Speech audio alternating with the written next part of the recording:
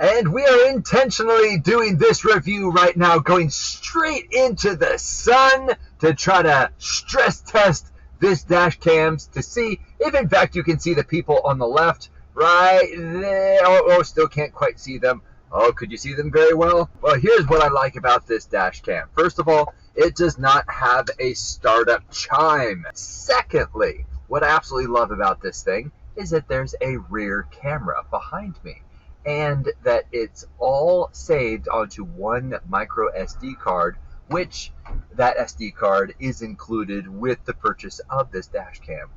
There is plenty of cable for this rear camera to go all the way back to my back license plate if you wanted to use it as a backup camera. But in my particular case, I just hooked it up right behind the back seats back there to get somebody who is maybe hitting me from behind, and I still have that documented. Because let's be honest, I would say 80 to 90% of car wrecks are going to happen from people hitting you from behind. So overall, as you can see, the clarity, the quality of this dash cam is absolutely phenomenal. It's easy to set up. It comes with all the accessories that you need. Have fun hiding the cables wherever you'd like, but overall, 5 out of 5 stars. I love this thing. It will pay itself off in the first car wreck. Now, installing these dash cams is incredibly easy. It's as simple as sticking this on the inside of your windscreen, and then this just screws onto the top. However, it's often very, very different dash cam to dash cam, and I have actually reviewed dozens of dash cams, so you and I are going to discover this together. This is actually plugged into a cigarette lighter. It's USB-C, as you can see, and we're going to go and plug it in. It does actually come with its own micro SD card, which is right here. That's pretty cool. Let's go ahead and peel this off. Oh, there we go. And we actually don't want to scan to activate the warranty. We're just going to, oh, you can see that there are the buttons right down here we can use to navigate. So we're going to push this. No, I don't want to do that. Let's click back and just go straight into our mode. So okay right there. We're going to click that, and we're going to go, we're just going to assume that this is all correct just to save you a bit of time. Oh, that is reactive. That is really cool. Let's go ahead and actually find the menu button, which is probably the M right there. So we're going to click the M button.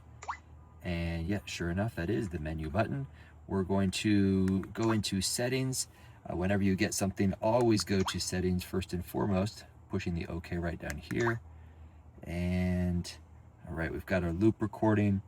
Personally, I like to have my loop recording be as long as possible. I really like long chunks of video to work with because I'm a video editor. And no time lapse, no time lapse. Record audio, yes. G-sensor, I tend to have that off simply because sometimes I'm around the yard and I bump my truck or I put things into the back, and every time it shakes, it records something. And that just takes up memory, and I don't want to do that. Parking guard is off because I'm not hardwiring this into my battery because it will drain my battery. I just want this to turn off and on with the turn of my key, so I'm going to keep that off. Date stamp, yes, I do want that to be on there in case I never ever need to give the footage to the police officer. I can say, see, it is this date and this time. Back mirror, I don't know what that is. License, no, we don't want to put our license plate on there. Screensaver, yes, absolutely, yeah. Yeah, basically after 10 seconds of this being on, it will go to a blank screen. Key voice, basically the key tone. We're gonna actually turn that off. There we go. Now it won't make that doink, doink, doink every time we actually go through that. Boot sound. Oh, this is a game changer, you guys. You won't believe how many dash cams I have reviewed in my life. And there is the, oh, that's the screensaver. That's cool. Oh, neat. Anyway, let's go back. We're going to find that boot sound and we're going to turn that off. I can't stand it when these things have these little Asian chimes every time you turn on the car. It's like a whole bunch of bells tinkling. Like a wind chime every time you turn on the car, which some people might like that.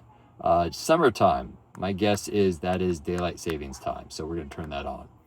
Wi-Fi app, no. Format, yes, we are going to format the entire card completely. It's always a good idea to do this when you first get something, just to make sure that, hey, there we go, we are ready to go with a blank slate.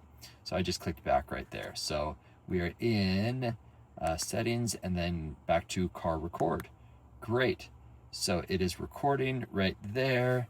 Very nice. Cool. And just for fun, we are going to, do you see the review mirror camera right down here? Or not review mirror, it's just the rear camera. So we're just going to have that down there, and we're going to get the other end of that camera. We're going to plug it into the top right here. We're going to see what happens. Oh, look at that. Now it is split screen mode. Oh, that is cool. So we've got this over here and then this over here.